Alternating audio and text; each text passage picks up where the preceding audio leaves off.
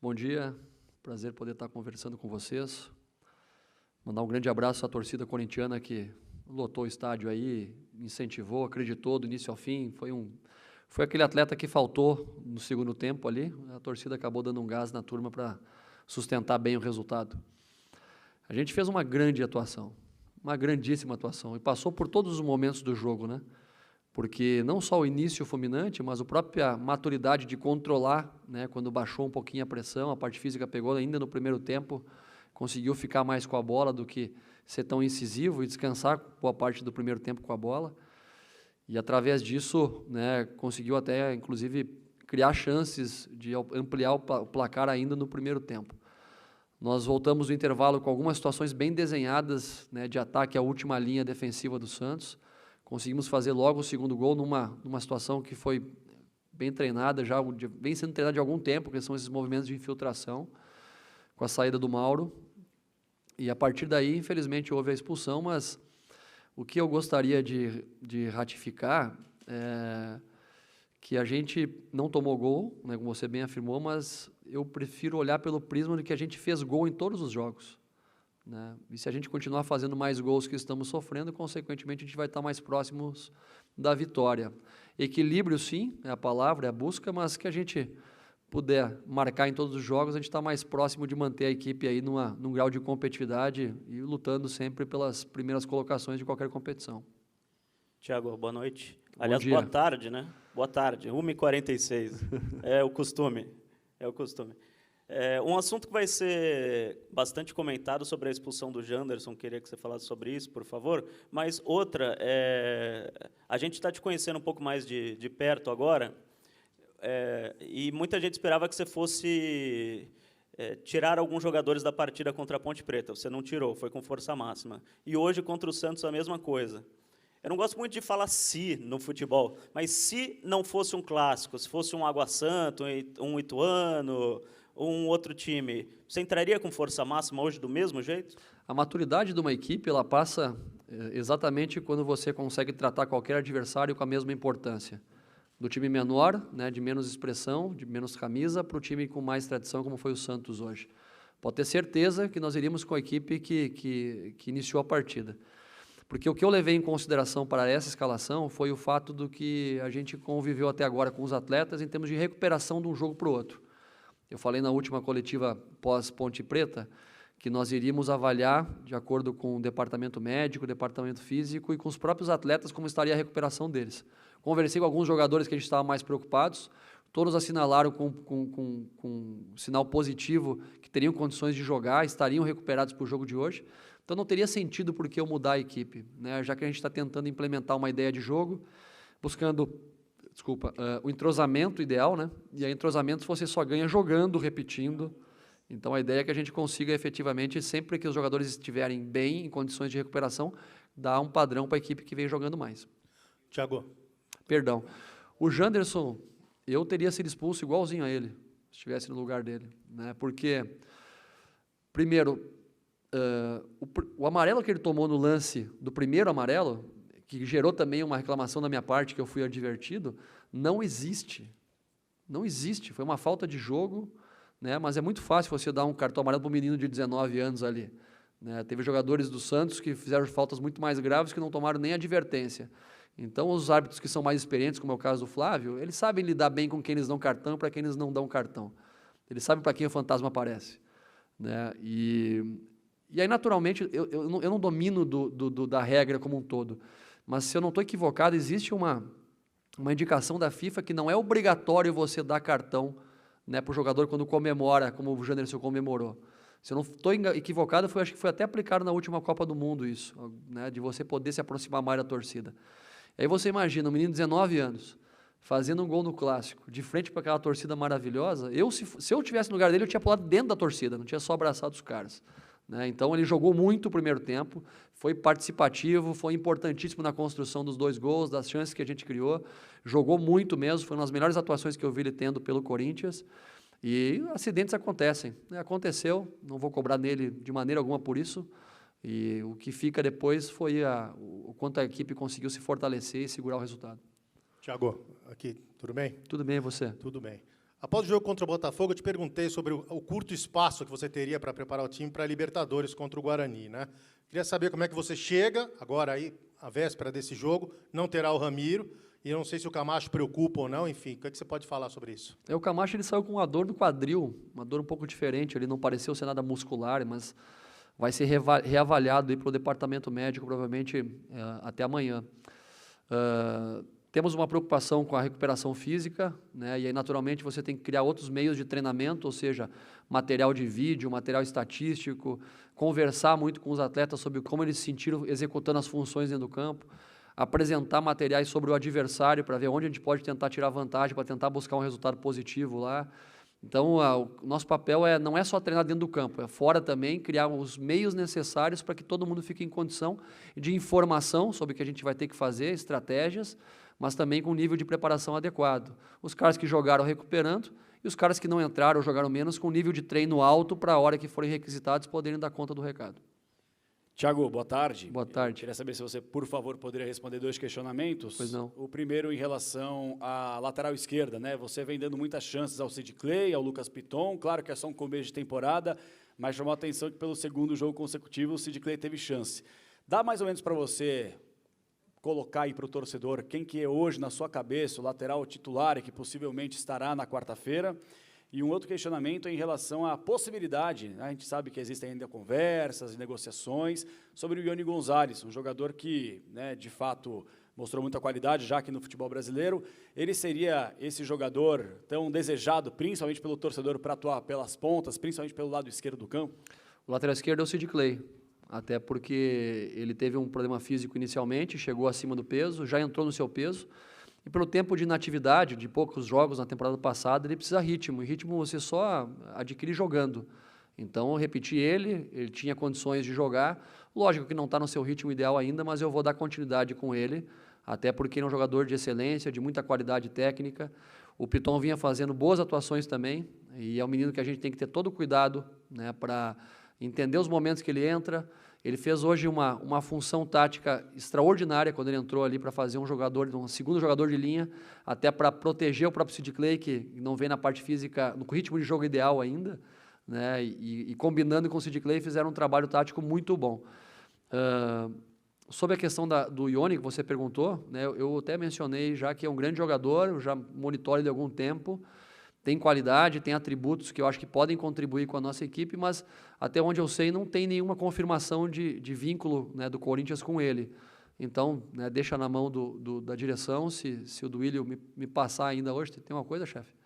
Né, se passar alguma coisa para mim ainda hoje, eu já confirmo com vocês, mas por enquanto não posso falar nada a respeito dele dentro do nosso time. Tiago, boa tarde. Boa tarde.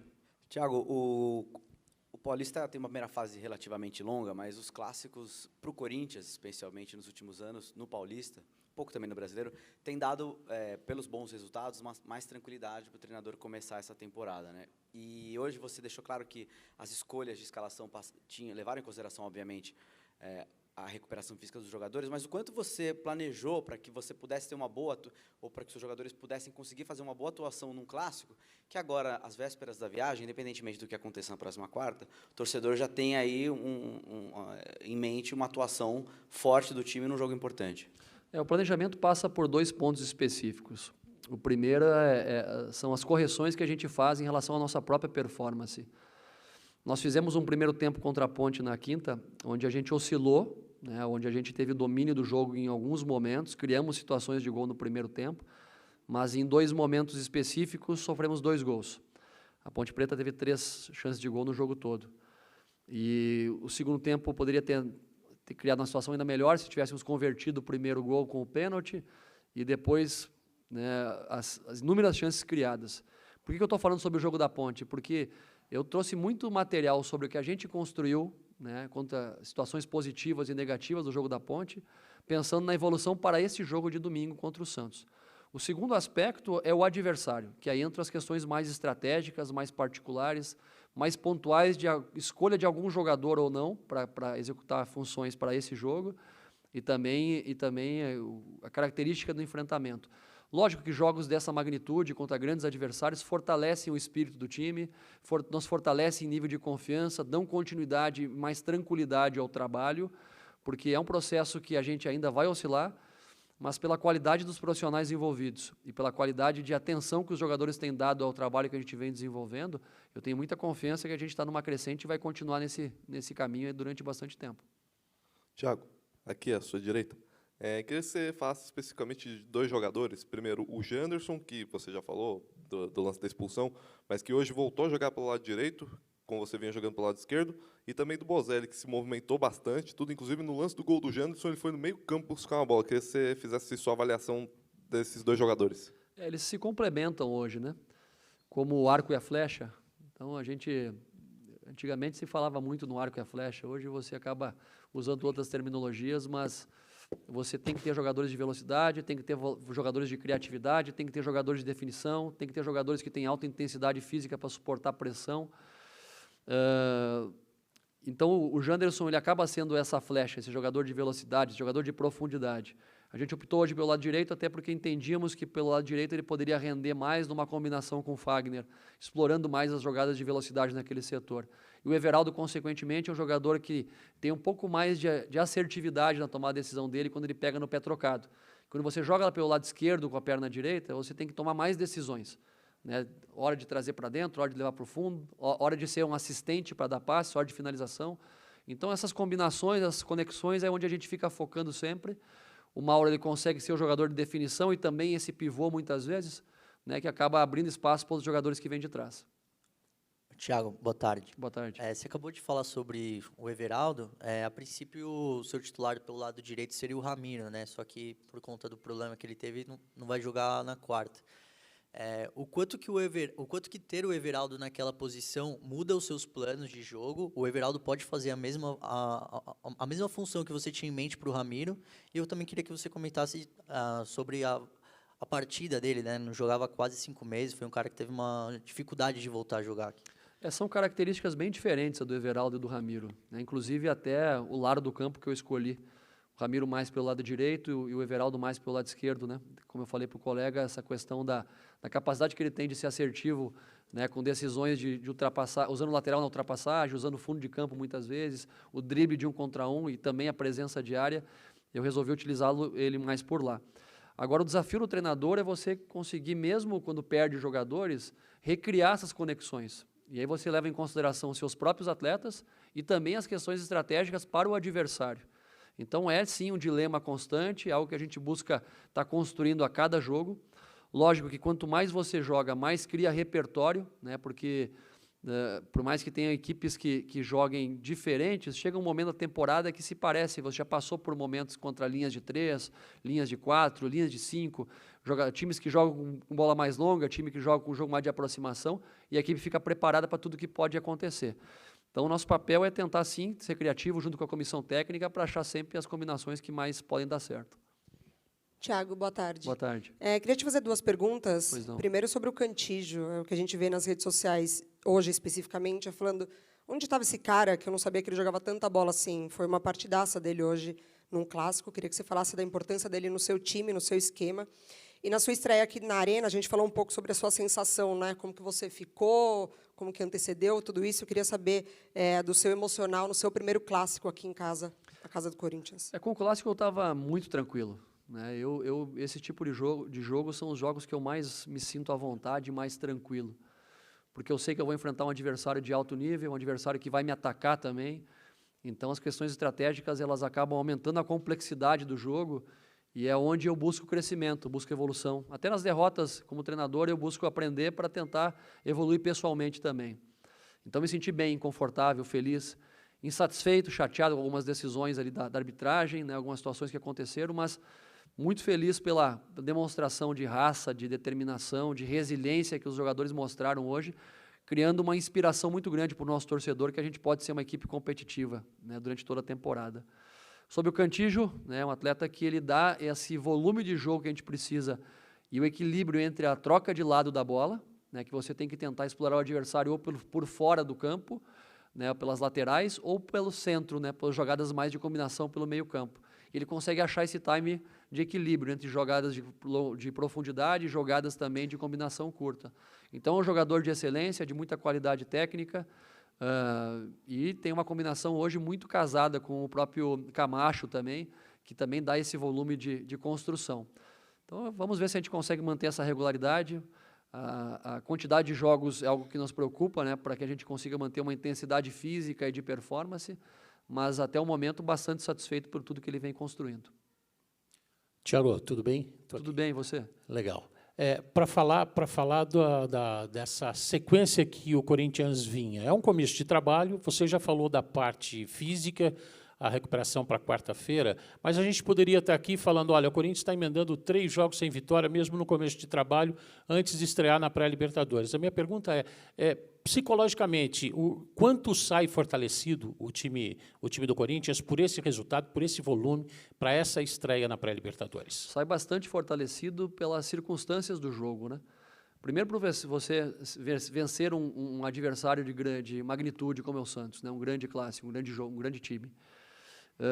Segundo, da maneira que foi, né? Você, com soberania, enquanto estavam 11 contra 11, conseguindo criar as melhores oportunidades, tendo volume de jogo, sobrando dentro do campo, e mesmo quando perdeu um jogador, conseguiu fechar bem os espaços defensivos e jogando praticamente todo o segundo tempo com um jogador a menos, pouco sofreu em termos de chance de gol adversário. Então isso fortalece sim o nosso espírito, fortalece a equipe, dá confiança para o trabalho, e tudo depende do prisma da avaliação. Se nós não tivéssemos vencido hoje, teríamos que tirar lições do jogo, teríamos que avaliar o que acertamos, o que erramos, e entender que ainda é um processo inicial. Para a gente conseguir confirmar se essa equipe vai ser uma equipe competitiva durante toda a temporada, a gente precisa ter um número maior de jogos. Precisa ter 20, 30, 40 jogos. Aí vocês vão pensar, pô, mas ele está doido falando um negócio desse, tantos jogos não existe no futebol brasileiro. Mas é a maneira que você consolida uma ideia. Senão, você fica sempre suscetível às instabilidades do resultado. E eu, como treinador, penso que a gente tem que focar primeiro na performance e depois no resultado final. Boa tarde, Thiago, tudo bem? Boa tarde, tudo bem. Me chamou a atenção, você falou muito em conexões. Claro que o trabalho está no começo ainda. Eu queria saber se, nessa semana decisiva, que tem o confronto da Libertadores, o time está no estágio que você queria? Não, está distante ainda.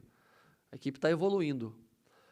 O estágio que eu desejo é quando o atleta ou os atletas conseguem executar as suas funções, as suas organizações, tanto defensivas como ofensivas, sem ter que pensar para executar. Tem que ser algo natural, interpretativo de maneira natural. É como dirigir. Você não pensa quando vai fazer a troca de mudança, né? Nem quando vai pisar o freio, quando vai pisar a embreagem. A equipe é a mesma coisa.